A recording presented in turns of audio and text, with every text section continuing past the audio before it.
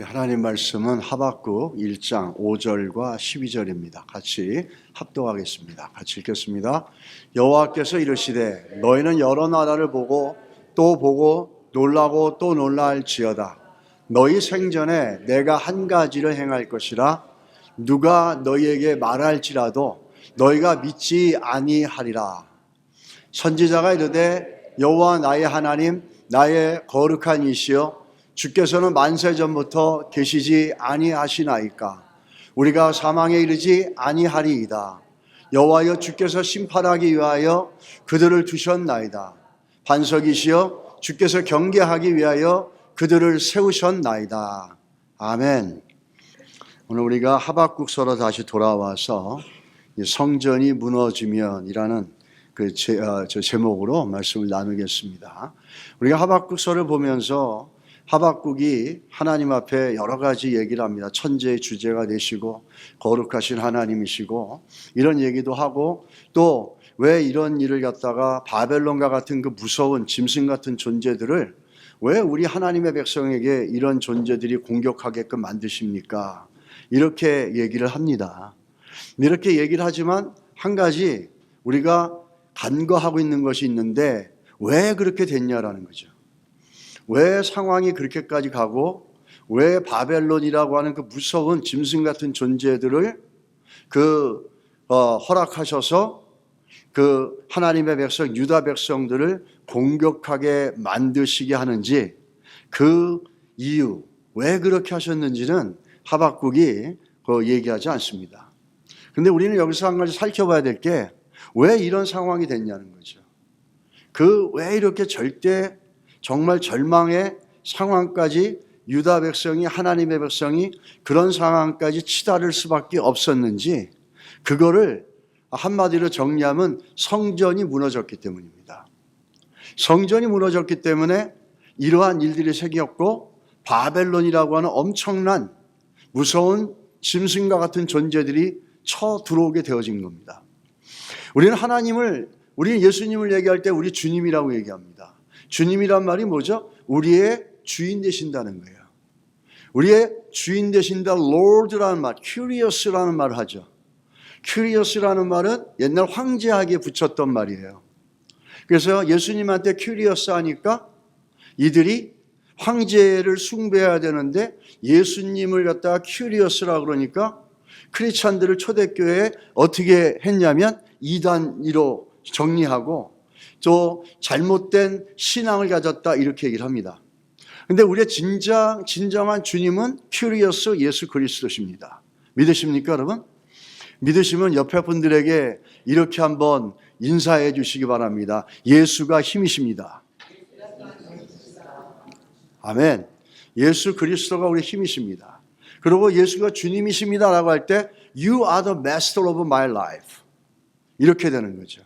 근데 정말 우리가 주님이 우리 주님이시라고 그러지만, 여러분과 제가 살아가는데 보면은 정말 주님이 주님 되시나? 주님이 정말 내 인생의 주인이신가? 돌아보게 될 때가 많고, 저 자신도 제 자신에게 질문할 때가 많아요. 어느 목사님이, 아주 평범한 목사님이 자신의 하루를 좀 정리해 봤어요. 자신의 하루를 정리하면서 이제 일기를 쓰듯이 마지막 이제 저녁 오후 때 일기를 쓰면서 하루를 쫙 이렇게 살펴보는데, 오늘 아침에 일어납니다. 아침에 일어나면서 눈을 떴습니다. 근데 새벽 기도를 가야 할 시간이에요. 근데 너무 몸이 피곤한 거예요. 그래서 몸이 자꾸 일어나지 말라 그러고 누워 있으라고 자꾸 자기를 붙잡았대요. 그 순간 내가 새벽 기도를 빠지면 우리 동료 목사님들이나 성도들이 뭐라 그럴까, 이런 생각이 들어서 또 일어나서 억지로 몸을 일으키고 세수를 하면서 주여 한마디 외치면서 교회를 향해서 열심히 나갔다고 합니다. 그러면서 속으로 이렇게 얘기했대요. 그래, 난 피곤해도 새벽 예배 나가는 괜찮은 목사야. 이렇게 스스로 위로해 주면서 기분이 좋아가지고 이제 새벽 예배를 간 거예요. 기도 시간에 머리가 멍해가지고 집중이 되지 않았대요. 그래도 열방을 향해서 기도해야 되고 선교를 향해서 기도해야 되고 웅얼거리는데, 옆에 사람 뒷사람 보니까 이런 생각이 들더래요. 야, 그래도 내가 저 사람보다 더 열심히 기도하고 저 사람들보다 더 길게 기도해야지. 이런 생각이 들어서 열심히 오랫동안 기도를 했답니다. 그런데 피곤한 몸을 이제 기도가 마치고 피곤해가지고 집에 오니까 너무 몸이 피곤한 거예요. 그래서 몸을 잠깐 눕혀가지고 눈을 붙이는데 아이들이 막 떠드는 거예요. 그래서 속으로 이런 생각이 든 거예요. 아니, 내가 이렇게 피곤한데 우리 와이프는 왜 애들 좀 잘 단속해가지고 좀 쉬게끔 못 해주나? 그런 생각이 올라와서 아내에 대해서 불만이 나오려고 그러는데 그걸 꼭 참았답니다. 그러면서 그래, 난 역시 괜찮은 사람이야. 이것도 참으니까. 이제 그렇게 자기를 또 위로하면서 또 은근히 뿌듯하게 그 하루를 이제 지내다가 교회에서 찍은 사진을 본 거예요.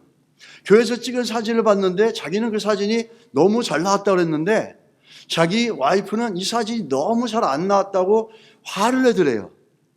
이 기준은 뭐냐면 그 사진은 자기 실물보다 자기가 더 잘 나왔대요. 근데 와이프는 실물보다 사진이 덜 잘 안 나온 거예요. 그러니까 기준이 뭐냐면 내가 잘 나왔다는 거예요. 나야. 아무리 가족이 소중해도 내가 좋으면은 가족이 어쨌든 상관이 없다. 뭐 이런 생각이 들었다는 거예요. 그러면서 와이프는 자기가 원래 실물보다 못 나왔다고 기분이 상해했는데 자기는 너무 기분 좋더래.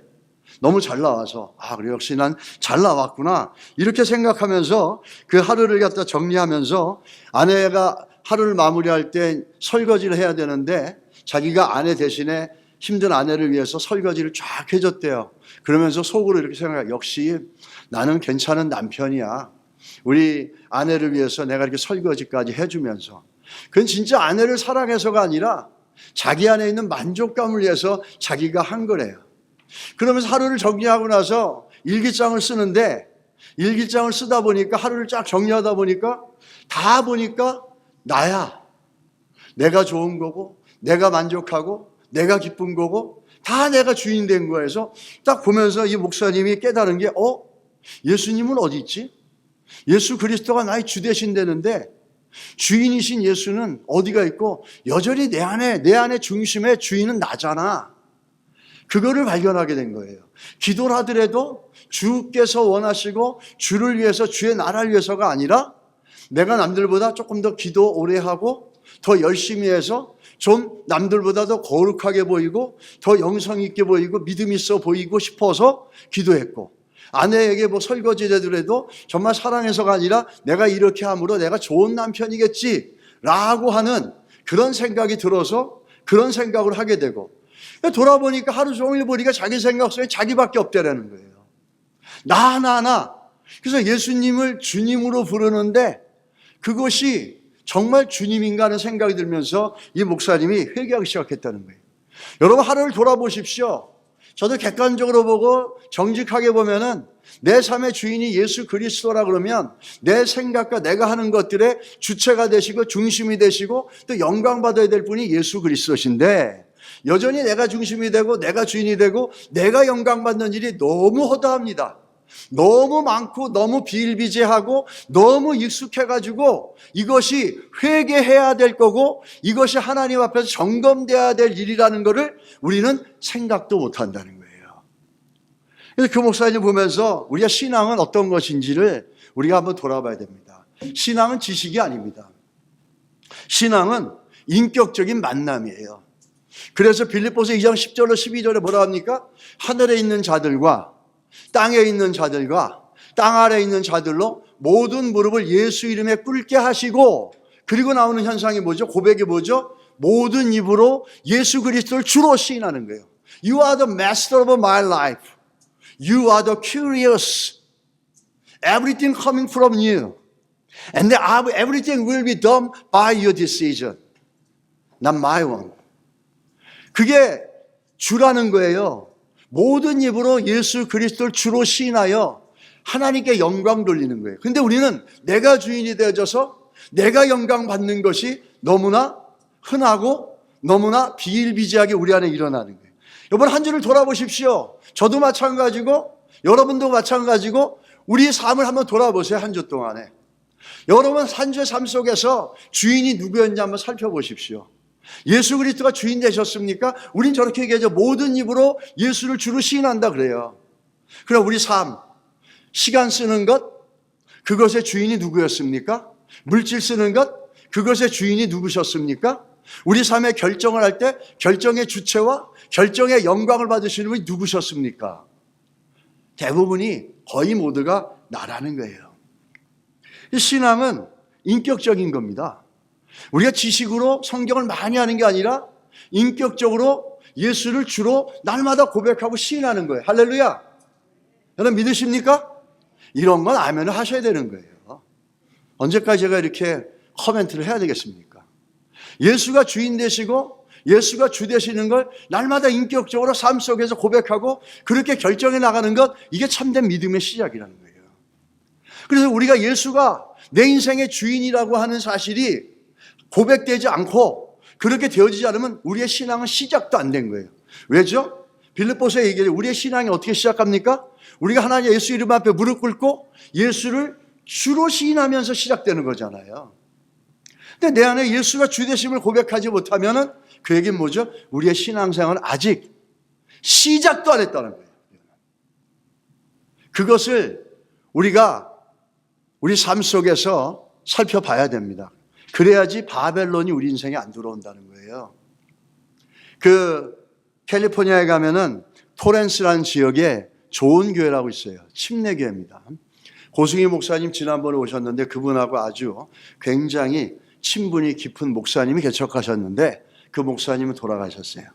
이 교회에 얼마 전까지만 해도 사역하셨던 목사님이 있는데 김우준 목사님이란 분이에요. 이분 목사님이 젊은 분인데 어느 날 갑자기 병이 걸렸는데 그게 뭐냐면 중증 근육 무력증이라는 거예요. 이건 불치병이에요. 그걸 선고를 받습니다. 근데 그 절망 속에서 이 김 목사님이 하나님의 은혜를 주셔서 깊은 깨달음과 돌이킴이 있었어요. 그래서 이런 간증을 합니다. 그동안 제가 누렸던 모든 것이 저의 몸 또한 단 한 번도 나의 것이었던 적이 없었다는 사실을 이제 알게 되었습니다. 나의 것 아닌 하나님의 것이며 소유권이 하나님께 있다는 것이고 주인 되신 하나님이 나의 삶을 잠시 나에게 맡겨주신 것을 깨달았습니다. 여러분과 저의 삶은 하나님이 잠시 맡겨준 거예요. 뭘 위해서? 그분의 영광을 위해서. 할렐루야. 내게 아니라는 거예요. 내가 원하는 대로 내 마음대로 사는 게 아니라는 거예요. 그게 우리들의 인생이 아니고 하나님이 내게 건강을 주시고 직업을 주시고 내 인생을 주신 거는 스트로르드, 우리가 청지기로 사는 거예요. 그러면서 하나님이 나의 삶을 잠시 나에게 맡겨주신 것뿐이라는 걸 깨닫게 되었습니다. 그래서 김 목사님이 이렇게 의도치 않은 걸 깨닫게 되어지고 6개월 후에 제가 식물인간이 된다면 제 손가락 하나도 움직이지 못하고 평생 어쩌면 병생에 누워 지내야만 할지도 모릅니다. 저는. 그러나 그때도 마음으로 하나님께 감사를 할 것이고 하나님을 예배할 것입니다. 중증 근육 무력증이 걸리면서 앞으로 6개월 이내가 되면은 병상에 누워서 움직이지 못한다고 된다는 거예요. 그런데 내가 설상 누워있고 움직이지 못해도 나는 마음으로 하나님께 감사할 것이고 내 마음에서 하나님을 찬양하고 예배할 것이다. 왜? 그분이 내 인생의 주인이시기 때문에. 여전히 그래도 주님은 나의 주인 되시기 때문에 나는 하나님을 찬양할 것이고 감사할 것이고 예배할 것이다. 이렇게 고백한 겁니다. 이렇게 모든 소유권을 주님 앞에 내려놓고 하나님 앞에 그렇게 살겠습니다. 그렇게 될지라도 내 손가락도 못 움직이는 상황이 될지라도 내가 하나님께 감사하고 하나님을 마음으로 깊이 있게 예배할 것이고 여전히 주님은 내 인생의 주인 되십니다. 나는 주인이 아닙니다. 자기의 모든 오너십을 다 기법하고 나니까 그렇게 기도하고 나니까 놀라운 일이 생겼어요. 갑자기 그 안에 기쁨과 자유함과 평강이 막 밀려오는 거예요. 6개월 후면 자기는 온몸도 움직이지 못하는 불치병에서 죽어간다는 생각 때문에 지긋지긋한 염려와 불안감에 사라졌는데 6개월밖에 이제 제대로 살 수밖에 없는 인생이 6개월밖에 없다고 생각했을 때 아주 절망스러운 두려움이 그를 붙잡았는데 그게 사라지기 시작하는 거예요. 그래서 자유해지기 시작하고 염려와 불안이 없어지면서 기쁨과 평강이 막 일어나는 거예요. 그래서 자기가 이 링거를 꽂고서 사람들을 다니면서 예수 믿으라고 전도를 하는 거예요. 자기는 이제 근육이 무력해져서 제대로 이제 걷지도 못하겠지만 그 있는 동안에 그 기쁨을 주체하지 못해서 사람들에게 예수 믿으세요, 예수 믿으세요 그렇게 증거하고 다닌 거예요. 근데 놀라운 일이 일어났어요. 그렇게 진단을 받고 3개월이 지났는데 그때부터 몸에 마비 증상이 없어지는 거예요. 의학적으로는 도저히 설명할 수 없는 일이라는 거죠. 그러면서 몸이 회복되어져서 6개월 후면은 베드리든, 누워서 정말 식물인간처럼 살아야 되는데 베지테리언이 될 텐데 6개월에 어떻게 되는지 아세요? 2발로 걸어서 병원을 나온 거예요. 그리고 그는 목회자가 되어지고 지금 또 하나님의 귀하게 쓰이는 목사님 되셨어요. 그분이 이런 고백을 합니다. 그 목사님이 그 고통 속에서 그것에 하나님의 놀라운 역사를 경험하고 나서 이런 고백을 해요. 예수님을 믿는다는 것은 한마디로 인생의 주인이 바뀌는 것을 의미합니다. 여러분, 인생의 주인이 바뀌는 게 뭔지 아세요? 우리 인생의 중심, the center of my life. 이게 바뀌는 거예요. 맨날 인생의 주인이 내가 돼서 I, my 이러고 살다가 그리스도로 바뀌는 거예요. 이게 스위치가 돼야 되는 거죠. 그게 예수 믿는 거예요. 우리의 삶은 어쩌면 이 땅에 살면서 끊임없이 그 소유권의 싸움일 수 있어요. 어쩔 때는 예수를 위해 산다 그러지만 어쩔 때는 for my glory, 내 영광을 위해 살아갈 때도 있고, 그렇지만 한 가지 분명한 것은 우리의 신앙은 그리스도를 날마다 고백하는 인격적인 만남이라는 걸 안다면, 우리가 그렇게 나를 위해 살아간다고 할 때도 아주 셀프, 에고의 센터 라이프를 산다고 할 때도 이건 아니지 돌이킬 수 있습니다. 근데 그게 없으면 돌이키지 않아요. 내가 너무 잘하는 거예요. 그런데 어떤지 아세요? 그러고 살다가 어느 날 우리가 주님 앞에 설 때 I don't know you are. I don't know who you are. I don't know. You cannot enter the heaven. You never ever follow my will. You always go on your own way. Even though with your lips you say, Lord, Lord, Lord. But I never be your Lord because you never accept me as your Lord of life. 이렇게 될 수 있다라는 거죠. 우리는 그걸 보면서 이게 왜 중요하냐? 바벨론이 등장하는 것. 그 이유가 여기에 있기 때문이에요. 이 바벨론, 이 사악한 바벨론. 정말로 이 바벨론이나 이 민족들은 굉장히 오늘 본문을 보시면 알겠지만 무서운 존재들이에요. 정말 무섭게 공격하고 그랬는데 결론은 뭔지 아세요? 성전이 무너지니까, 인생의 중심이 무너지니까, 인생의 주인이 하나님이 아니고 다른 걸로 채워지니까 바벨론이 들어오는 거예요. 아주 심플하게 얘기하면 이 바벨론은 다른 어떤 그 적들이여 유대인들에게, 유대 백성들과 이스라엘에게 다가왔던 적들보다도 가장 무서운 적이었어요. 삶의 중심이 무너지니까 바벨론이 옵니다. 간단합니다. 오늘의 설교는 여러분의 인생의 중심이 무너진 바벨론 들어와요. 협박 같죠? 예, 협박이에요 사실은. 근데 그걸 협박으로 믿음으로 받아들이면 복된 것이고, 성경이 얘기하고 있는 거예요. 성전이 무너졌어요. 그들의 인생의 중심이 뭐죠? 성전이에요. 이스라엘 백성이 광야 속에 살아도 질서 속에 움직였어요. 어떻게 했죠? 센터에 뭐가 있었죠? 타버나클, 하나님의 성막이 있었어요. 그리고 그 성막을 중심으로 사방으로 12지파가 딱 있어요. 문을 열면은 성막을 보면서 하루를 시작하고, 하루를 끝나면 성막을 보면서 하루를 마쳤어요.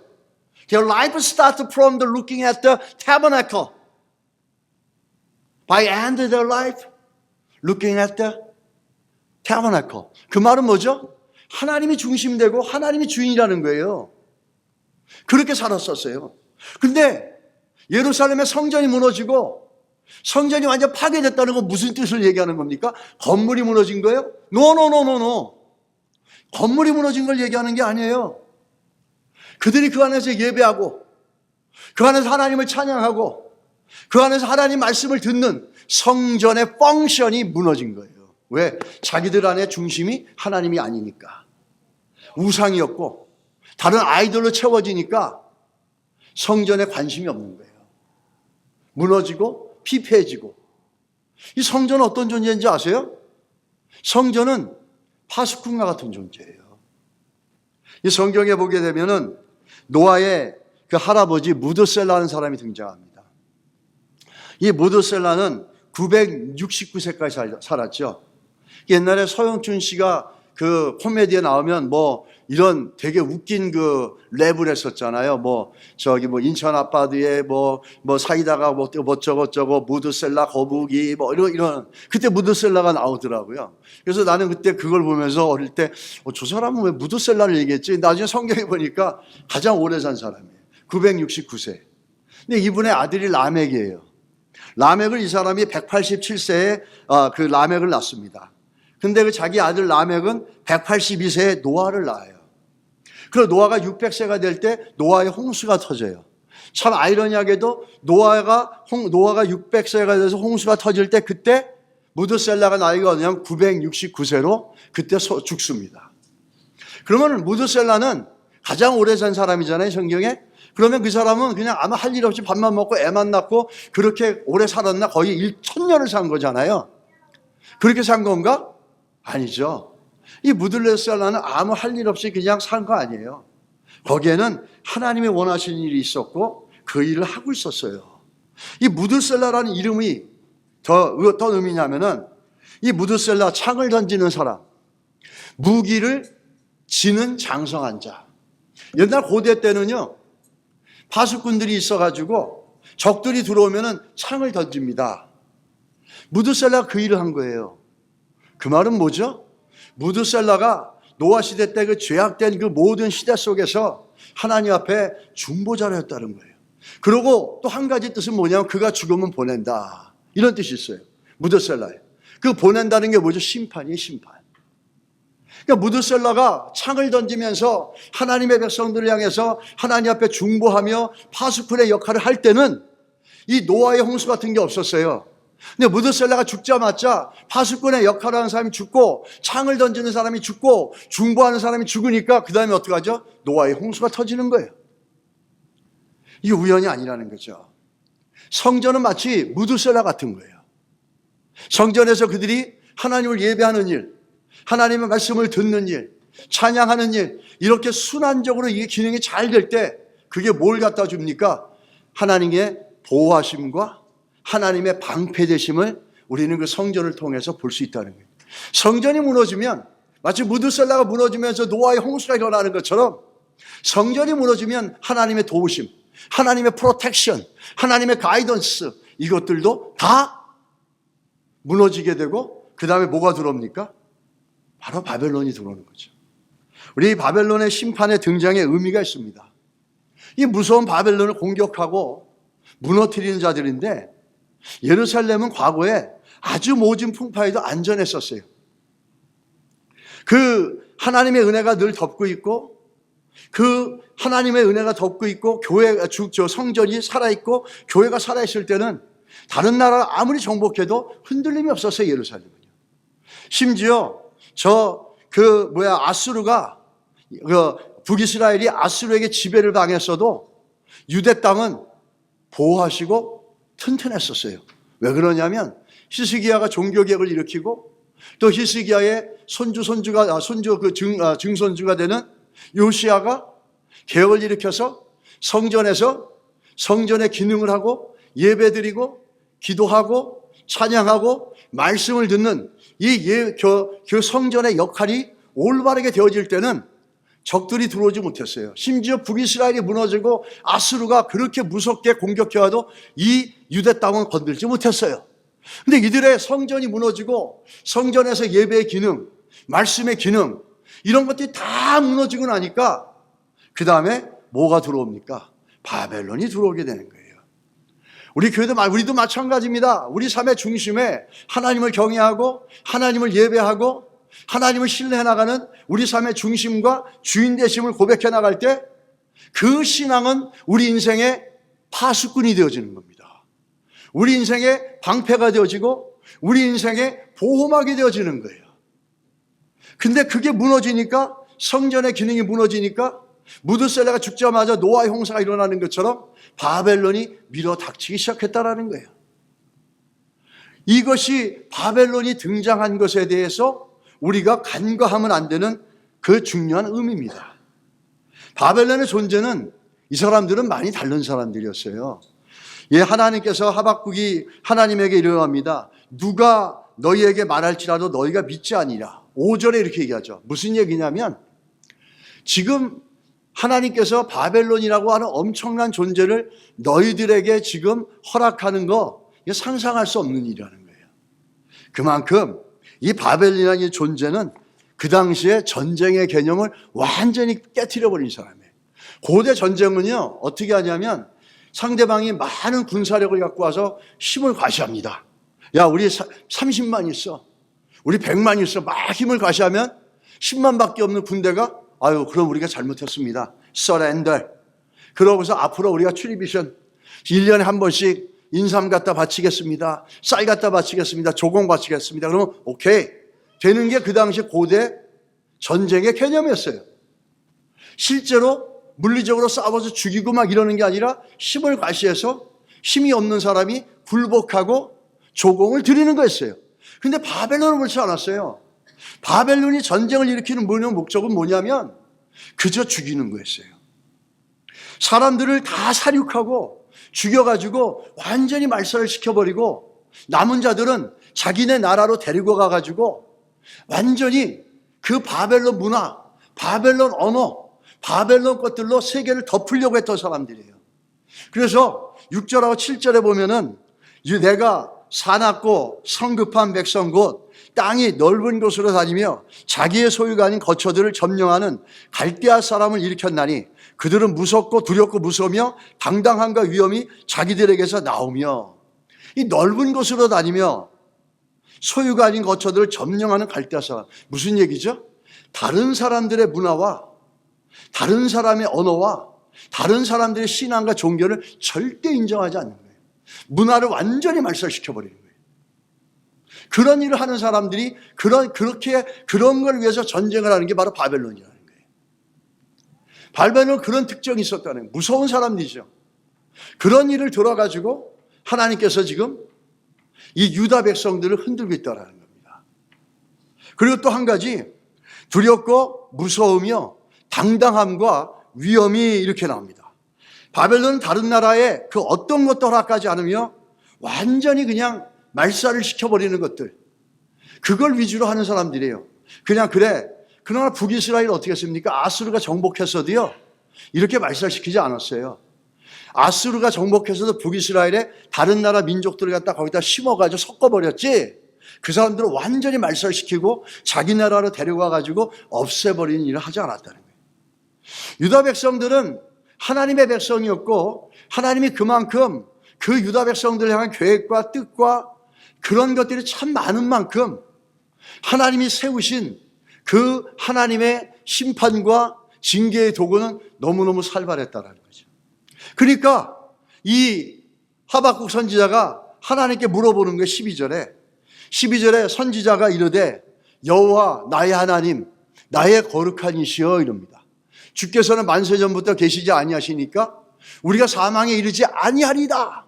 이게 무슨 말입니까? 아니 거룩하신 하나님께서 어떻게 이렇게 사악하고 짐승 같은 존재들을 우리들에게, 하나님의 백성들에게 허락할 수가 있습니까? 도저히 이해가 안 됩니까?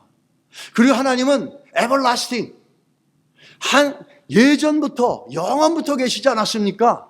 그 말은 뭐죠? 하나님이 영원전부터 우리 백성들을, 하나님의 백성을 지켜주시고 보호해주지 않았습니까? 그랬는데 이제 포기하시는 겁니까? 그래서 하나님의 백성들을 킬링 필드로 만드시는 겁니까? 완전히 다 죽이려고 그러십니까? 어떻게 이러실 수 있습니까? 이렇게 지금 하박국이 반박하고 있는 거죠.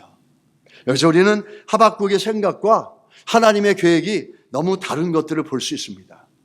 만약에 여러분과 저의 삶 가운데 이런 상황이 이루어진다면 여러분, 우리 성도로서 어떻게 해야 되겠습니까? 만약에 우리가 오늘 유다 백성이 처해 있는 것처럼 그런 삶 가운데 처하고 또 하박국처럼 어떻게 하나님이 이러실 수 있어요? 내가 알고 있는 하나님은 이런 하나님이 아닌데 거룩하신 하나님이, 영원전부터 계신 하나님이 우리를 여태까지 지켜줘서 우리가 살았는데, 우리가 정말 티끌 같은 존재들이었는데 하나님께서 붙잡아 주시고 여기까지 살았는데 이제 우리를 버리시려고 합니까? 도저히 이해가 안 됩니다. 이렇게 상황이 되어졌을 때 여러분, 우리 성도로서 어떻게 해야 되겠습니까? 불평하고 있어야 됩니까? 아니에요. 왜 이렇게 되어졌는지 그 이유와 원인을 살펴봐야 됩니다. 그게 뭐죠? 우리의 중심이에요. 우리의 중심에 뭐가 있는지 점검해야 돼요. 유대 백성들은 자기들의 삶의 중심의 성전에 우상으로 그 성전을 무시해버리고 그 성전을 갖다가 간과해버리고 그리고 그 성전을 도외시하고 자기들의 인생의 중심에 뭘 세웠습니까? 우상을 집어넣었어요. 중심이 무너지고 주인이 무너지니까 그들의 인생에 바벨론이 들어온 거예요. 그게 심플한 결론이에요. 만약에 우리 인생 가운데 그런 게 있다면 우리가 점검해야 될 게 뭐죠? 환경을 점검합니까? 누가 이렇게 되는데 다른 사람을 탓할 겁니까? 노. 내 삶의 중심이 어디 있는지를 봐야 돼요. 내 삶의 중심이 주님이 그 안에 있는 것인지, 내 삶의 중심에 주인 되시는지 주님이, 이거를 먼저 점검하는 거죠. 그 한때 골든 맥도날드라고 내면 세계의 질서와 영적 성장이라는 책을 쓰신 분이 있어요. 그 책에 보면 두 가지 유형의 사람이 나옵니다. 하나는 충동에 이끌리는 삶, 또 하나는 소명에 이끌리는 삶. 인간을 갖다 나누면은 두 가지로 나눠진다는 거예요. 그 충동에 이끌리는 사람들은 어떤 사람입니까? 자기가 중심적인 사람이에요. 그리고 소명에 이끌리는 사람은 어떤 사람입니까? 그리스도를 중심으로 사는 성도예요. 성도라고 하더라도 예수 안에 있다 할지라도 내가 중심으로 사는 사람이 있고 그리스도가 중심이 돼서 사는 사람이 있어요. 내가 중심으로 살면서 하박국처럼 문제가 생기고 어려움이 생기면 아니 하나님이 어떻게 이렇게 할 수 있습니까? 이렇게 얘기할 수가 있죠. 근데 우리가 하박국이 간과하는 게 뭐냐면 그 중심이 무너진 거에 대해서 돌이키고 생각해 보지를 못했다는 거예요.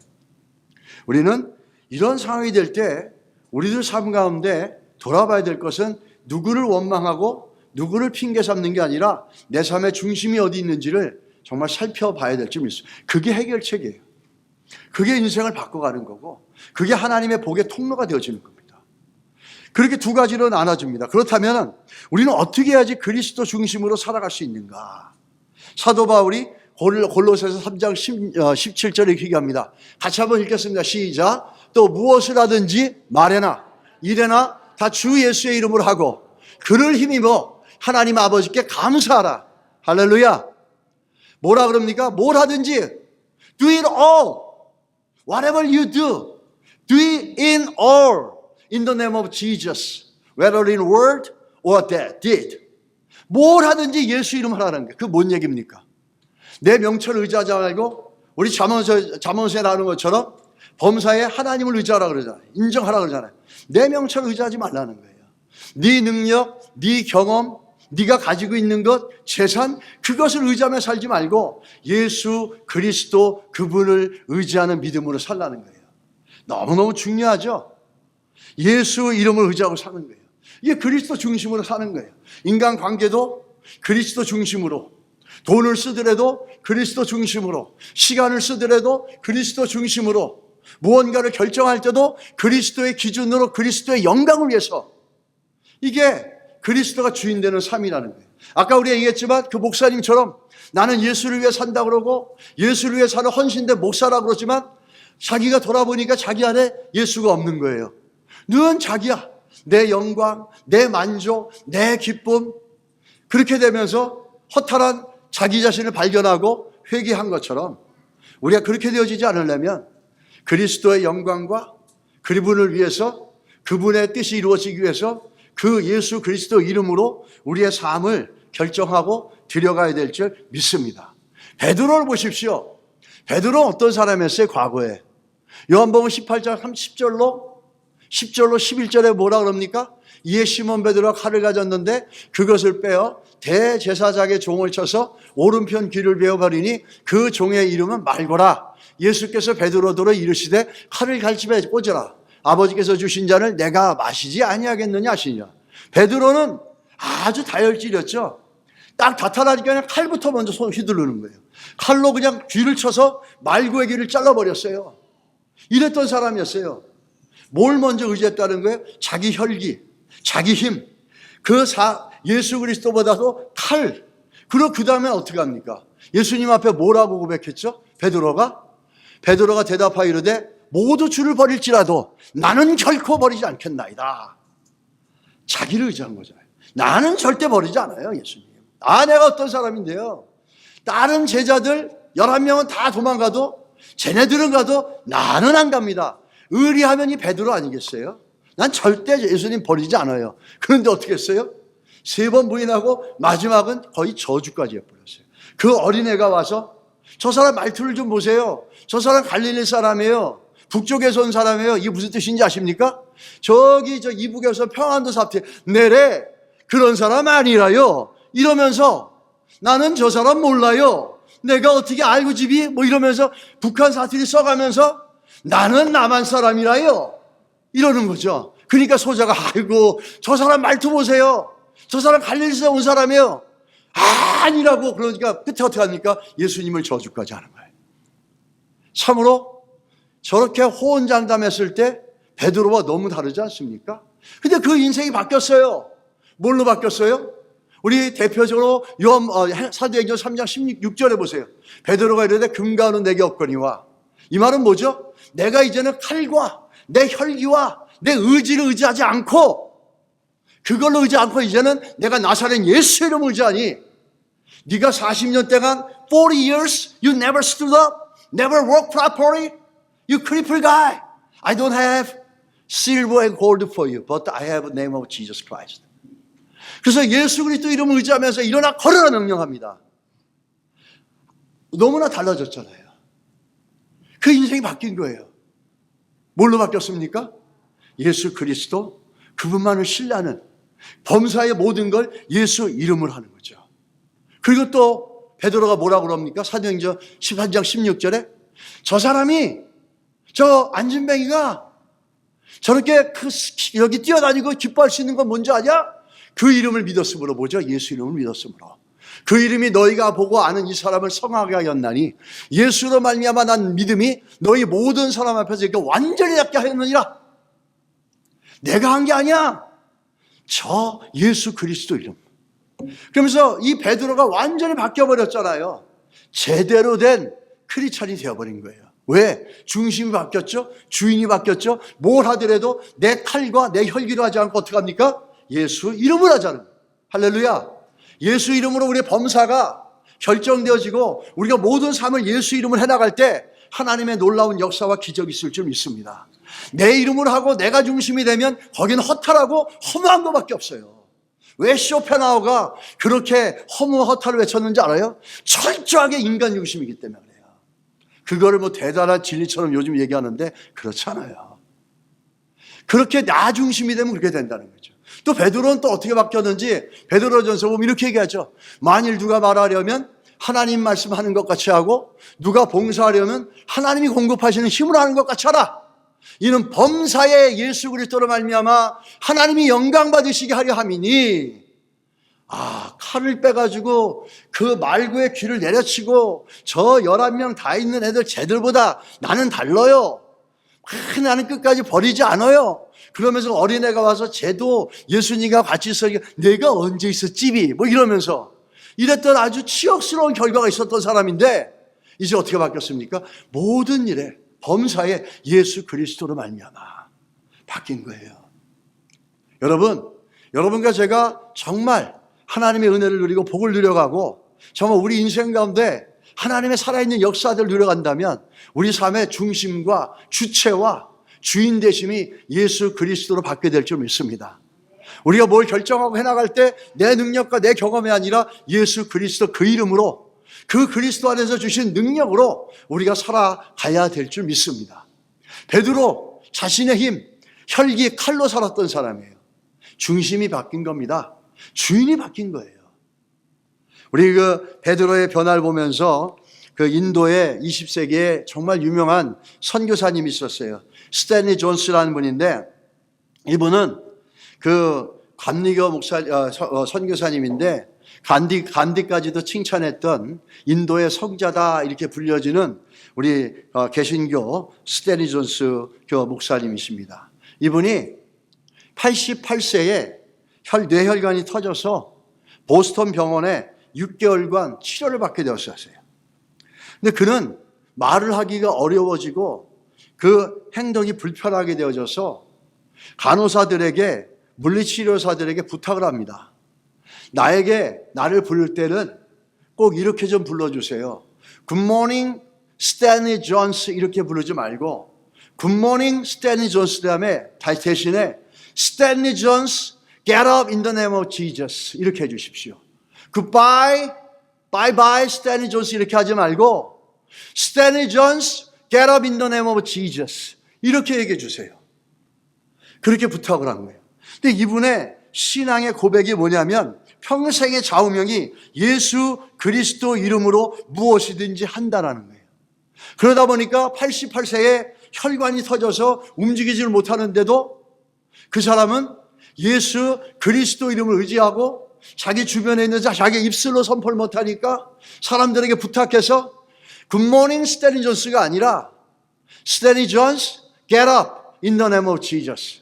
Goodbye가 아니라 Stanley Jones, get up in the name of Jesus. 그렇게 해달라고 부탁을 합니다. 근데 놀라운 일은 뭔지 아세요? 6개월이 지난 후 그분이 일어났어요. 그리고 선교지를 가서 죽을 때까지 선교지에서 사역을 하게 됩니다. 그래서 이분이 이렇게 고백합니다.